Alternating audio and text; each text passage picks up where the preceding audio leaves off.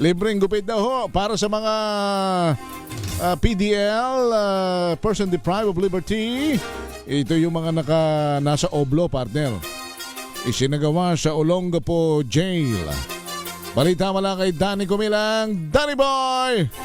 Sa ilalim ng pamumuno ni Jail Chief Inspector Darrell Grisula, Acting District Jail Warden, matagumpay na isinagawa ngayong Abril 27, 2026 ang programang Libreng Gupit sa Olongapo District Jail Male Dormitory. Pinangunahan ng 14 na miyembro ng grupong Gandang Gapo ang aktibidad kung saan nakinabang ang 58 lalaking person deprived of liberty PDL. Layunin ng programa na itaguyod ang wastong kalinisan sa sarili, mapataas ang moral at mapanatili ang dignidad ng mga PDL sa pamamagitan ng simpleng serbisyong may malasakit.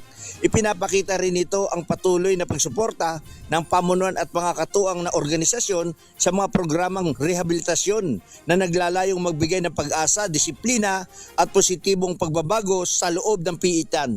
Danny Kumilang, RS37, DCRH, una sa Pilipinas, una sa Pilipino.